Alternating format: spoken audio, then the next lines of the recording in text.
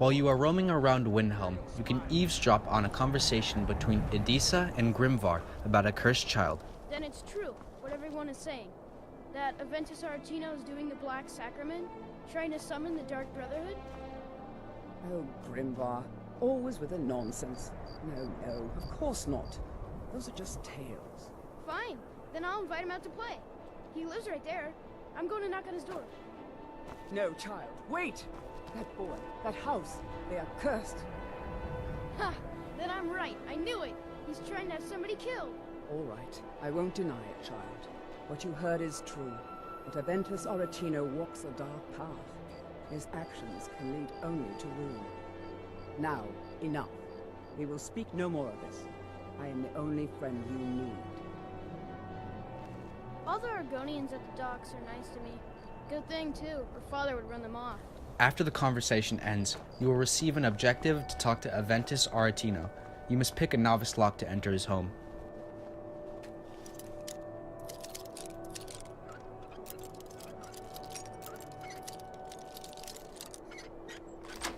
Once inside, you will hear a child chanting the Black Sacrament while kneeling over the bones of his mother. Sweet mother, send your child unto me, for the sins of the unworthy must be baptized in blood and fear. Sweet mother, send your child unto me, for the sins of the unworthy must be baptized in blood and fear. Sweet mother, send your child unto me, for the sins of the unworthy must be baptized in blood and fear.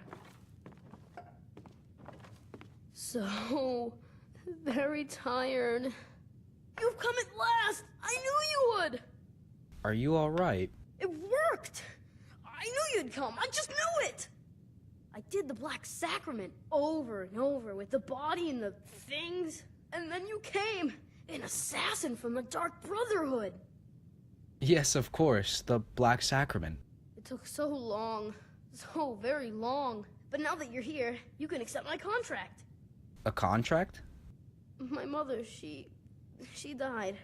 I'm all alone now. So they sent me to that terrible orphanage in Riften, Honor Hall. The headmistress is an evil, cruel woman.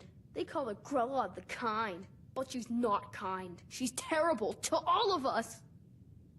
So I ran away and came home and performed the Black Sacrament. Now you're here, and you could kill Grella the Kind. You'll then receive the quest, Innocence Lost, and you must travel to Honor Hall Orphanage in Riften and kill the headmistress, Grella the Kind, who is supposedly a bitch. Once you arrive at the orphanage, you'll find that the butterflies perfectly accentuate Grella's kind nature.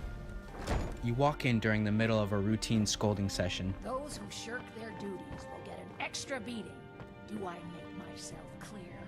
Yes, Grella. And one more thing. I will hear no more talk of adoptions. None of you riffraff is getting adopted, ever. Nobody needs you. Nobody wants you. That, my darlings, is why you're here. Why you will always be here, until the day you come of age and get thrown into that wide, horrible world. Now, what do you all say? We love you, Grella. Thank you for your kindness. That's better. Now scurry off, my little gutter snipes. If you need any other reasons of why Grella deserves to die, you can find this book on her body after she is dead. The Pig Children is a racist book which talks about how orcs ravaged fair Tamriel. I'll let you guys read it for yourself, because after all, it is your choice whether she should die or not. If you talk to some of the children, you'll see that they share the same hate towards Grella as Aventus does. Come to get yourself a kid? You're out of luck. No way Grella would let any of us get adopted. Especially not since Aventus took off. Tell me about Grella the Kind. Sometimes, when she goes to her room to work or sleep, I slip out for a bit. A boy's gotta make a living, right? Yeah, Samuel actually slings black tar heroin in the rat way, but once you quickscope this thought, all of the children will begin to cheer. It's Grella! No more! Someone has killed Grella! Grella is dead! Aventus did it! Hooray! Grella the Kind is dead at last! We're saved! Once you return to the Aretino residence, you'll find Aventus eagerly waiting for your arrival to hear new information about Grella's well-being.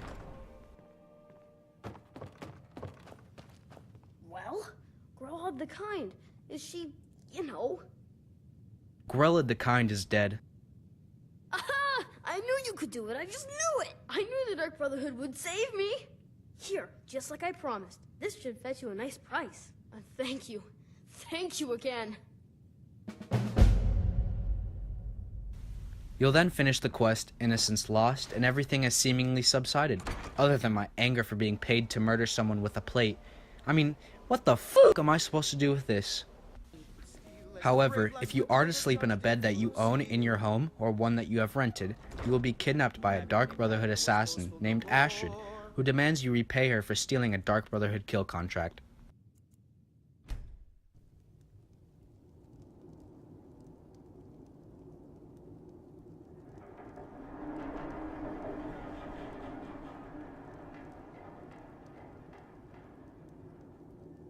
Sleep well?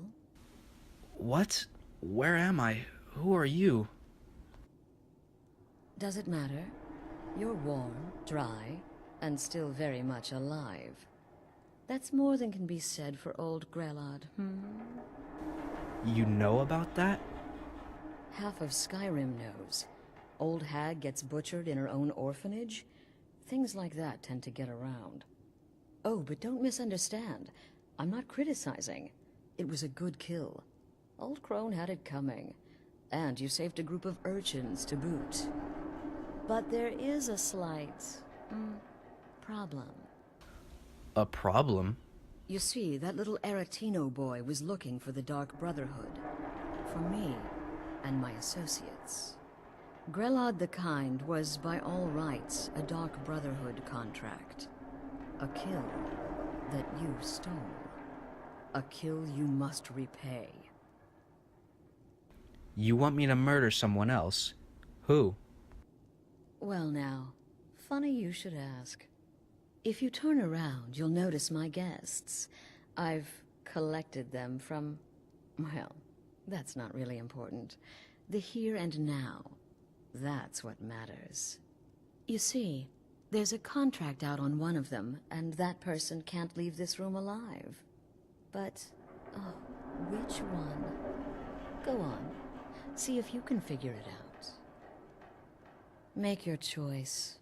Make your kill. I just want to observe and admire. Am I to take your silence as acceptance? Then you know where we stand.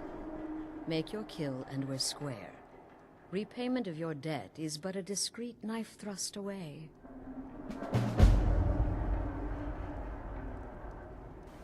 For the sake of simplicity, I'm just gonna kill the woman in the middle because it does not matter which one or how many of the three you choose to kill if you want to continue the Dark Brotherhood questline. Once we return to Astrid, her response shows that she may be hiding something. Ah, the feisty good wife. Quite the mouth on her. Someone must have wanted her dead. Right? So, who was it? Who had the contract? Oh, no. Don't you understand? Guilt, innocence, right, wrong, irrelevant. What matters is I ordered you to kill someone, and you obeyed. So, am I free to go? Of course. And you've repaid your debt in full. Here's the key to the shack. But why stop here? I say we take our relationship to the next level. I would like to officially extend to you an invitation to join my family, the Dark Brotherhood. In the southwest reaches of Skyrim, in the Pine Forest, you'll find the entrance to our sanctuary. It's just beneath the road, hidden from view.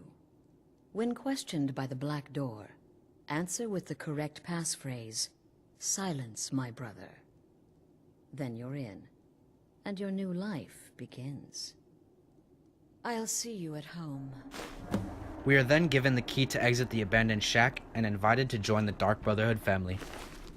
However, from what Astrid said, it seems that the only reason she gave us this task was to test our ability to blindly follow orders, no matter how barbaric they seem. it is safe to assume that none of the 3 captives actually have a contract, because regardless of who we choose to kill, she allows us to leave despite her telling us that the person with the contract may not leave the room alive. Now I know what you're probably thinking. Maybe Astrid just killed the captive that had the contract after the Dragonborn leaves. While this may be true, there is one thing that I left out that I think completely changes the story. If we go back to Astrid's initiation task, and instead of attacking the captives, we attack and kill Astrid herself, she drops an interesting line of dialogue once defeated.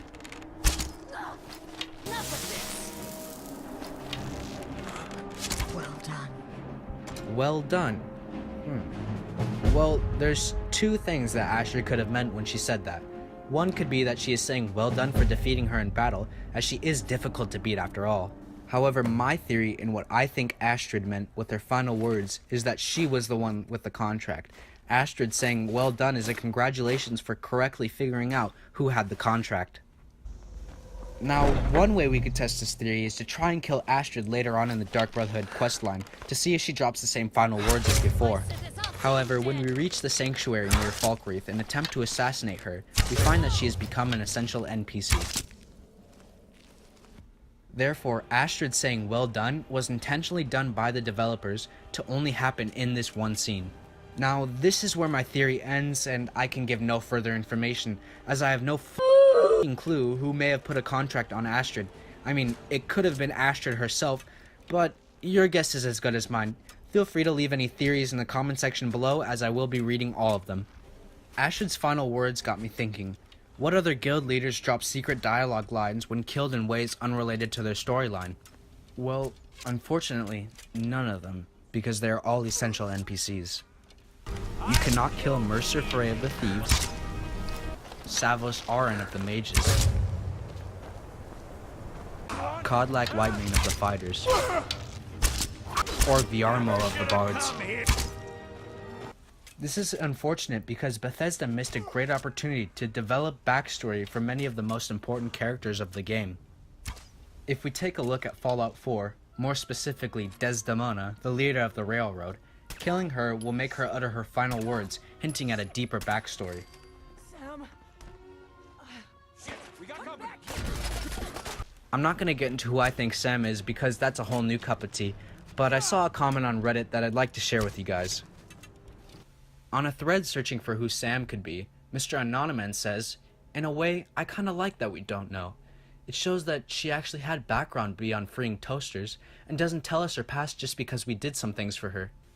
With that, I cannot agree more. Hopefully, when Fallout 76, Starfield, and The Elder Scrolls 6 come out, Bethesda remembers that it's these short moments, addressed with so few words, that evoke the most emotion, and shed light on the backstories of 2-dimensional flat characters, making them seem 3-dimensional and real. Thank you all for watching. If you liked the video, don't forget to like and subscribe, and if you didn't like the video, don't forget to leave a dislike, and don't forget to support that dislike with constructive criticism. Thank you all again, and I'll see you next time. Peace.